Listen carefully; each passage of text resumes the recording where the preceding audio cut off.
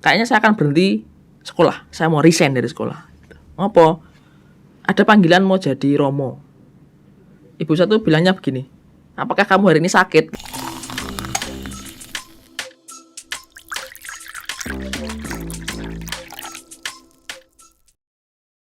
Sudah bersama dengan saya, Romo Yudi. Halo Romo, selamat Halo. datang di ngobrolan kita nih. Oke. Sebelumnya profisiat dulu Romo, karena barusan kemarin ya sudah ditahbiskan sah menjadi Romo. Sah. New normal ini, new normal. Iya. Romo Yudi, boleh nggak cerita ke kita dulu nih, ke Sobat Ngopi nih, gimana sih perjalanannya sampai menjadi seorang imam nih? Ya. Perjalanannya sebenarnya agak berliku-liku ya. Karena sebenarnya ini kalau saya ini disebut panggilan dewasa, umumnya begitu, panggilan dewasa. Tapi sebenarnya juga panggilan itu sudah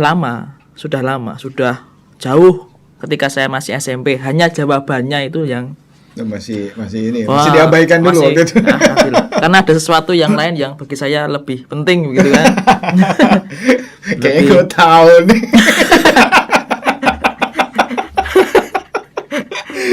Ya terus. Nah, kemudian waktu itu awalnya dulu ya. Jadi saya itu rajin ngikuti Mesdinar. Dulu Mesdinar. Nah, lalu tiba-tiba kayaknya setelah tapi sebelumnya memang saya belum Mesdinar ya. Cuman ada Romo yang datang menemui saya. Itu lalu bilang ke saya, bilang begini, besok kamu masuk seminari ya, gitu. Oh ya, gitu. Jadi saya nggak tahu konsep seminari itu apa, nggak tahu saya. Tapi ketika dia ngomong begitu, saya bilang iya saja, karena sudah pernah dibilangi sama mbah-mbah gitu kan. Biasanya kalau Romo itu kalau mengatakan sesuatu itu sesuatu yang baik gitu. Ya saya iyakan aja. Oh ya paling baik ya, gitu. Lalu setelah pertanyaan kedua adalah, ya berarti besok kamu jadi Romo ya? Oh ya. Gitulah. Nah, tetapi kayaknya dari jawaban itu memang ada sesuatu yang berbeda setelah itu. Saya begitu bersemangat untuk mengikuti kegiatan menggereja. Apapun saya ikuti. Bahkan ada ikut rapat ya saya ikut rapat. Jadi SMP malam minggu teman-teman tuh mancing, pacaran. Lalu saya rapat gitu. Udah aktivis. Iya begitu. Memang tapi nggak bisa. Aktivis gereja itu enggak cuman keinginan yang besar untuk ikut, hanya tidak bisa menjelaskan kenapa begitu. Nah, lalu saya pernah nyoba juga di seminari Mertoyudan. Karena di Magelang kelas 3 itu ada tes, tapi nggak lulus, nilainya terlalu jelek. Gitu. Ya waktu itu sebenarnya orang tua kan saya pernah bertanya ya kepada bapak, Pak nek masuk seminari bagaimana yo? Yo nggak apa-apa kalau kamu mau butuh pengalaman gitu. Oh ya sudah gitu. Oke lah saya masuk ke sana. Tetapi sempat gagal masuk karena saya itu kecelakaan sebenarnya. Jadi kepala saya itu terbentur lantai aspal waktu itu. Kenapa? Karena selama pagi sampai siang di kelas saya itu hanya memikirkan nanti sore tes di Mertoyudan. Nanti, jadi saya nggak pernah hari itu saya nggak mendengarkan guru ngomong tuh nggak. Sampai kemudian membuat situasi nggak fokus sebenarnya. Jadi saya pulang ikut gandul. Jadi gandul itu naik mobil tapi di pintu gitu. Gandul gitu. Tapi pikiran saya nggak fokus ke gandul. Fokusnya nanti saya akan tes di Mertoyudan. Tapi untuk apa tes itu nggak tahu. Pokoknya ikut aja. Ketika pindah kaki, jatuhlah saya. Kepala duluan. Jadi sempat tidak boleh. Bapak wes nggak usah, kecelakaan kok. Nggak apa-apa. Pokoknya punya tekad, nggak tahu. Bapak saya melihat itu sebagai sesuatu yang bagus gitu kan. Ya sudah. Berangkat. Tapi memang tidak bisa mengikuti saya. Jadi banyak soal yang tidak bisa jawab karena memang nggak tahu jawabannya ini opo gitu. Jadi kalau ada pilihan ya saya pakai ngitung benik gitu ya. Salam Maria penuh rahmat Tuhan sertamu. Berhenti di mana? Wah, ini B gitu.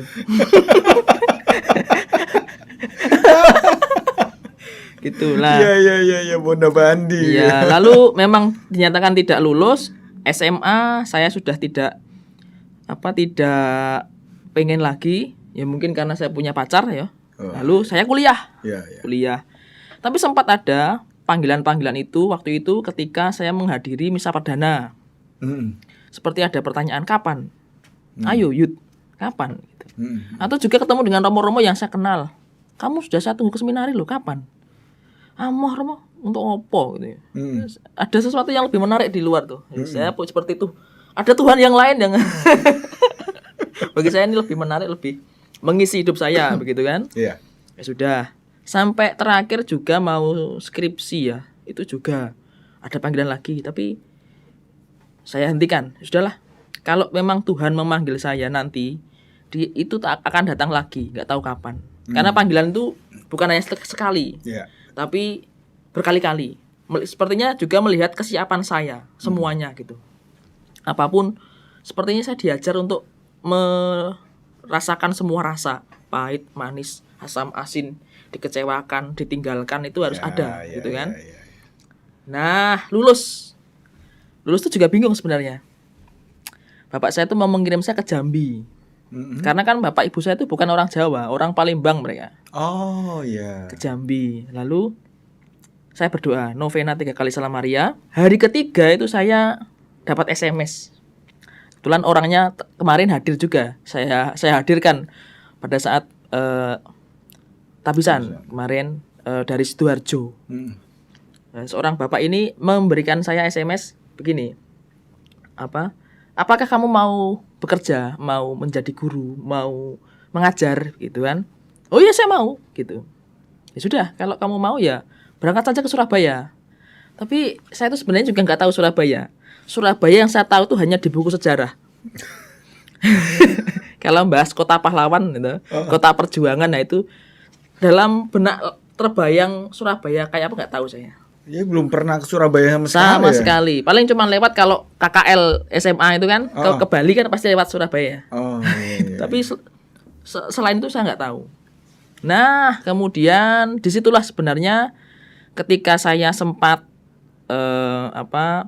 kehabisan uang, saya bertemu dengan orang-orang yang bagi saya juga penting juga. Orang-orang yang kayak katanya itu dikenal orang yang banyak masalah gitu. Tapi ketika saya juga punya banyak masalah, orang ini datang pada saya, mengatakan pada saya, ini sebagai teman ya Pak, saya mau tunjukkan kos yang murah gitu. Kos yang murah, ayo ikut saya gitu. Sampai 3 kali. Jadi terus di kata-kata yang ketiga itu yang membuat saya kemudian, ayo ikut aku. Oh ini kata-kata Yesus ya gitu. Saya ikuti akhirnya. Ketemulah dengan Oma Maria sebenarnya. Tas tabisan juga ada Oma Maria, saya datangkan juga. Karena itu saksi yang menguatkan panggilan, yang kemudian meneguhkan panggilan saya. Nah, ketika cocok dengan Oma, ya toh, lalu seperti cucunya sendiri, jadi seperti ngekos di tempatnya nenek gitulah. Nah, begitu. Lalu doa-doa saya juga diajak. Nah, titik yang penting adalah ketika di sekolah di kemudian hari saya ngajar kunjungan para frater dari Malang. Di sekolah tempat. Untuk promosi panggilan kepada anak-anak. Jadi anak-anak gembira gitu tuh. Tiba-tiba saya tuh gelisah. Teringat lagi. Teringat. Dan ketika gelisah lalu seperti pengalaman masa lalu ditarik. Jadi seperti saya katakan tuh seperti cinta lama bersemi kembali gitu. Terus gitu lalu pulang. Nah, kegelisahan saya ditangkap oleh Oma. Kenapa Mas kok sedih? Iya ya Oma, tadi itu ada kunjungan para frater kok. Saya kok jadi gelisah ya.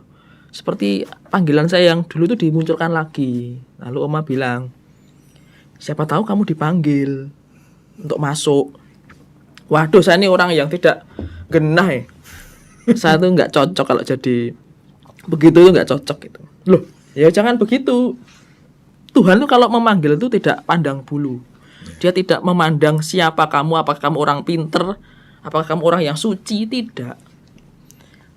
Karena memang situasi zaman ini kan macam-macam. Dia juga butuh orang yang macam-macam. Lalu dia menceritakan sesuatu. Ada romo yang mantan preman, ada romo yang mungkin bukan dari agama Katolik, artinya keluarganya bukan dari agama Katolik gitu. Iya.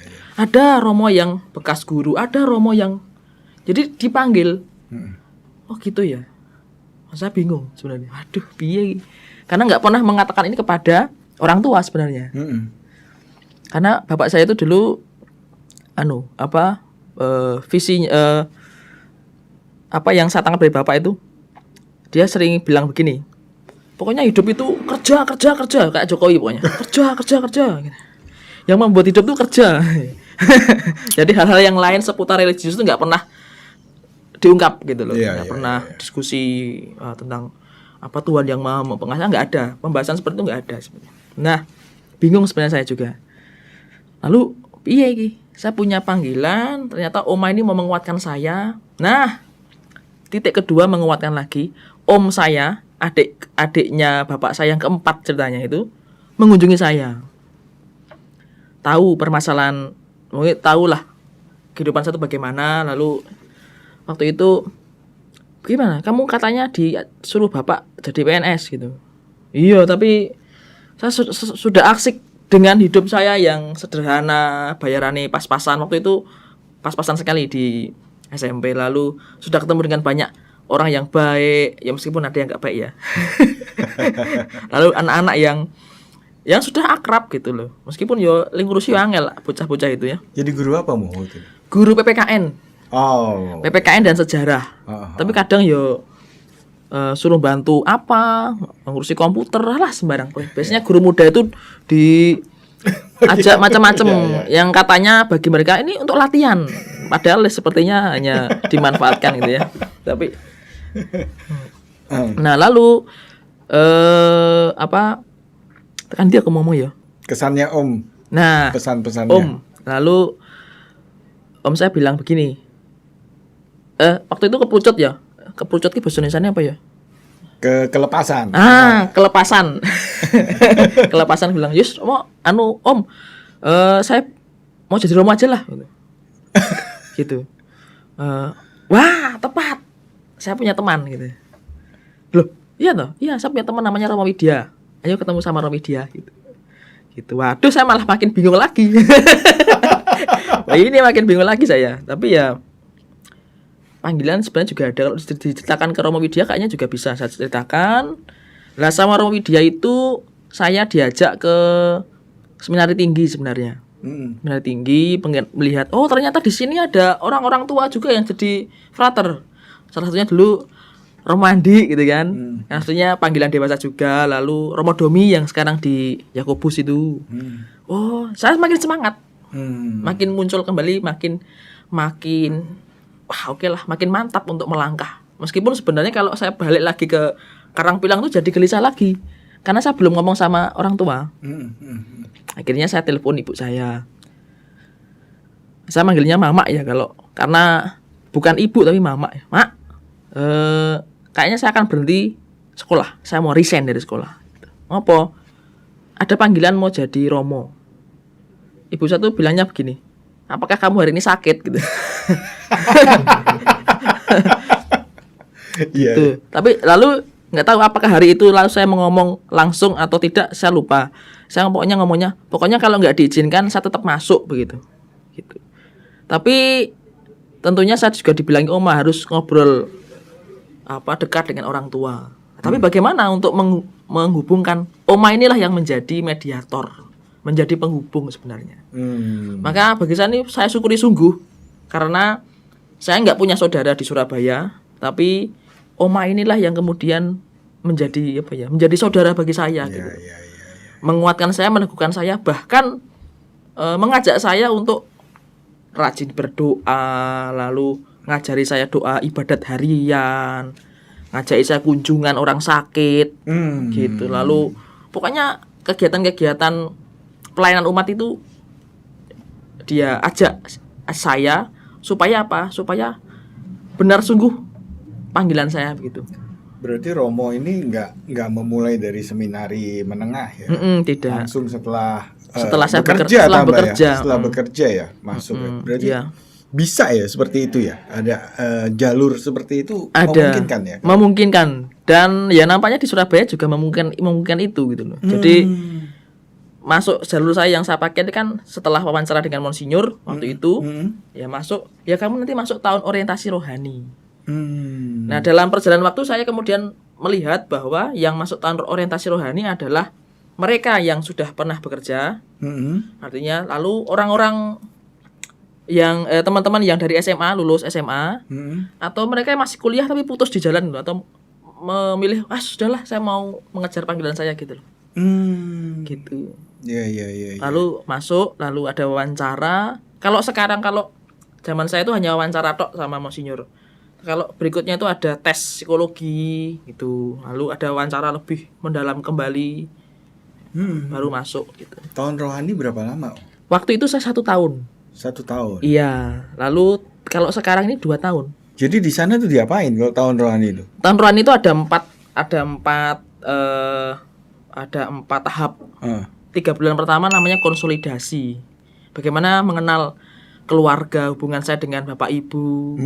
Lalu kemudian bagaimana saya bersikap dengan teman-teman satu komunitas, dengan lingkungan gitu. Juga termasuk menggali apa saja yang saya dapat dari orang tua gitu. Maka waktu itu saya sungguh bersyukur di tahap itu saya bisa memaafkan. Jadi satu kadang punya kebencian, punya kemarahan dengan bapak ibu, bisa sampai berdamai dengan itu, ya gitu. Bisa berdamai dan menerima itu. Maka dulu itu sebenarnya mau masuk ke tahap selanjutnya tuh aku sebenarnya nggak usah masuk tahap selanjutnya, pulang pun enggak apa-apa karena saya bisa memaafkan. Sudah oke plong gitu. Plong gitu. Ya. Maka kemarin tuh bapak saya cerita pas di mana itu dia sambutan gitu. Dia kan bilang, "Kamu ngapain toh, kamu kok nangis aja?" Lalu saya cerita, "Ya di sini banyak yang nangis gitu." Karena apa? Karena kemudian mengetahui ternyata saya itu punya ada hal-hal yang mengerikan, hal-hal yang buat saya itu buruk gitu. Iya. Artinya kayak warisan sepertinya tuh sikap-sikap luka batin itu juga diwariskan gitu kan. Lalu melihat saya tuh merasa kok tidak pantas ya menjadi seorang imam karena begitu banyak hal buruk yang saya punyai begitu kan. Lalu kadang saya telepon kepada bapak seperti rindu. Jadi kalau di rumah saya nggak rindu karena bapak itu kadang galaknya minta ampun toh. Ibu juga galaknya minta ampun. Jadi kadang tuh malas di rumah terus itu. Tapi setelah di tahun rohani itu rasanya rindu pengen. Iya. Bahkan suatu saat saya pulang lagi sebagai seorang frater tingkat berapa pulang gitu. Saya pernah ngomong sama ibu sama bapak ya. Kok tumben kok nggak bertengkar lagi gitu. Loh, ternyata berarti menjadi berkat juga buat mereka. Ya, gitu. Dan saya juga baru tahu ketika kemarin mendengarkan sambutan bapak juga. Ternyata ketika saya menangis, bapak saya juga menangis gitu kan. Ketika saya sungguh-sungguh memikirkan panggilan, bapak saya juga memikirkan panggilan gitu loh. Begitu. Kira-kira apa yang diomong bapak waktu kemarin tuh apa, Pak? Di sambutan. Di sambutan. Di sambutan ya dia menceritakan waktu itu di tahun rohani bagi bapak saya itu tahun yang menggelisahkan bagi mereka juga. Karena karena ada pertanyaannya begini, mengapa kok setiap telepon kok menangis gitu loh? Ada apa di sana? Apakah para frater ini digojloki sama Romo gitu?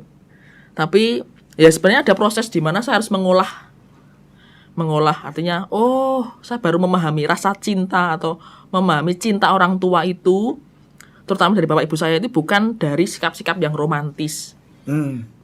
Bapak, ibu enggak ada dalam keluarga saya, tapi dalam sikap marah. Artinya mereka sebenarnya ingin mengungkapkan cinta, hanya bahasanya terbatas gitu loh. Sehingga bapak saya tuh memarahi saya setiap hari, kadang kalau saya salah diperingatkan, tapi kadang bukan hanya dengan kata-kata, dengan tangan gitu kan. Nah, saya melihat itu sebagai cinta. Coba kalau bapak saya membiarkan saya, mungkin saya nggak akan seperti saat ini gitu kan. Juga menanamkan kerja yang hidup itu harus kerja. Jadi kamu nganggur, nah dulu tuh saya beruntungnya hidup sebelum ada HP Android ya. Jadi terutama karena juga saya lahir belum ada listrik. Di 89 lahir itu belum ada listrik. 89 ya? Belum. Lahirannya. Listrik baru masuk 93. Itu ketika adik saya lahir. Yang kedua. Maka saya melihat Jadi waktu itu harus dimanfaatkan sungguh-sungguh. Nggak ada nonton TV terlalu lama ya siram banyu gitu. Atau dipukul, disabet pakai itu gitu dulu. Jadi gunakan waktu yang sebaik-baiknya. Karena bapak saya selalu mengajarkan pada saya itu gini, jangan merasa cukup.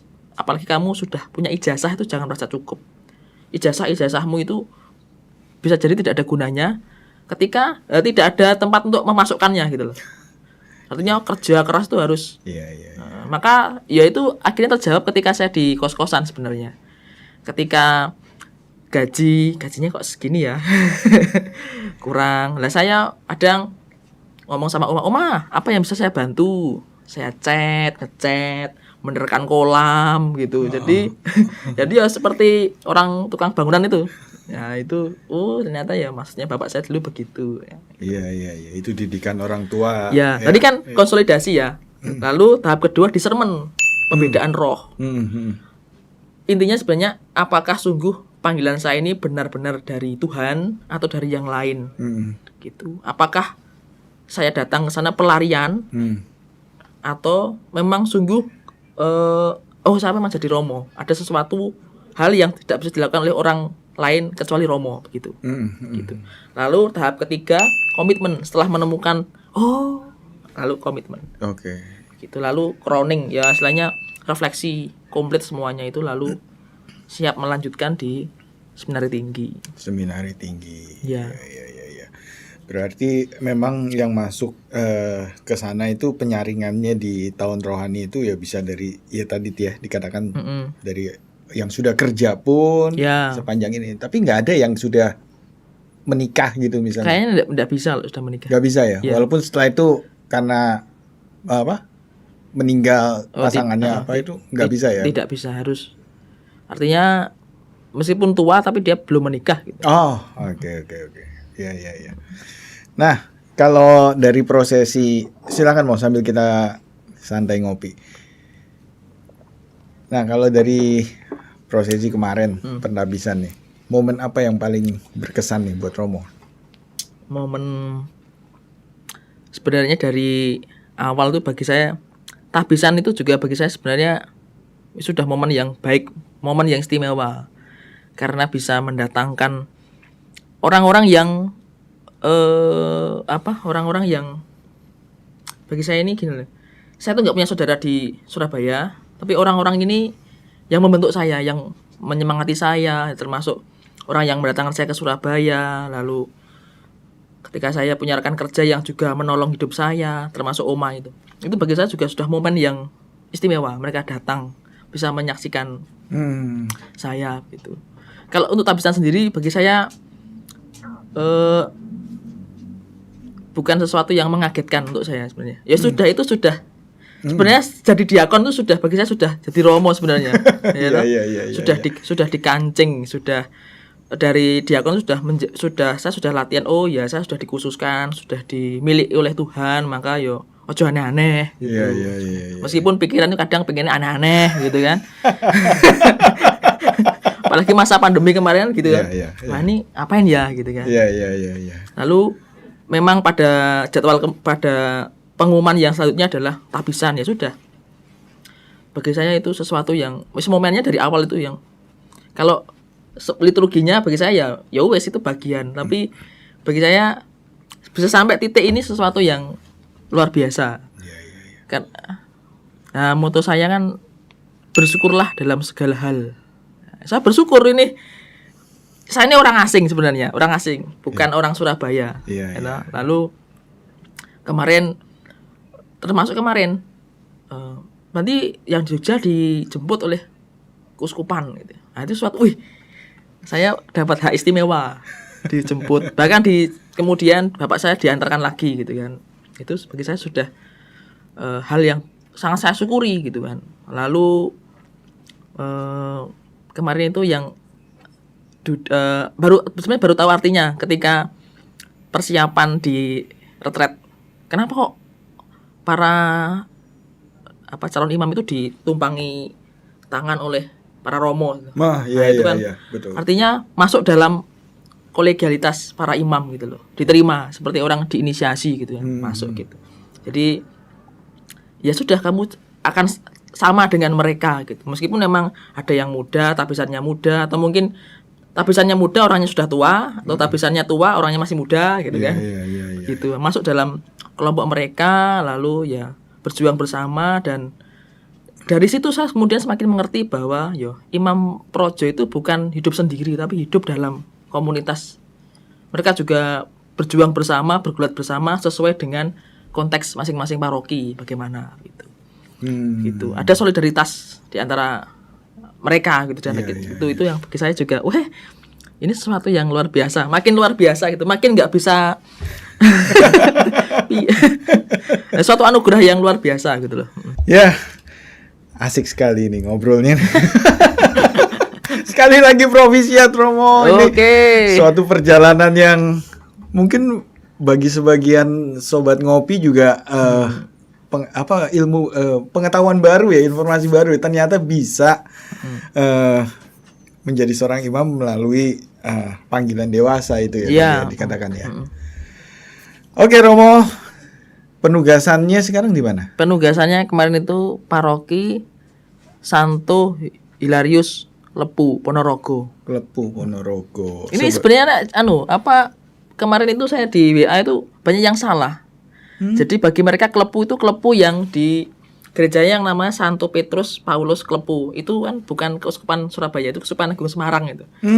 Jadi mereka sudah posting teramat ya, kalau pulang dekat. Kalau pulang dekat gimana?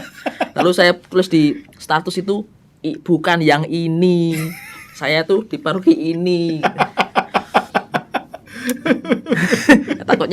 takutnya itu diinformasikan kemana-mana, lalu bukan itu, bukan. Sama-sama namanya Klepu tapi gerejanya bukan yang itu. Gerejanya adalah paroki Hilarius Klepu Ponorogo. Gitu. Kalau Klepu yang tadi itu Klepu Kulon Progo. Nah, ini Klepu Ponorogo. Beda toh? Iya. Udah beda provinsi. Iya, beda keuskupan. Beda keuskupan.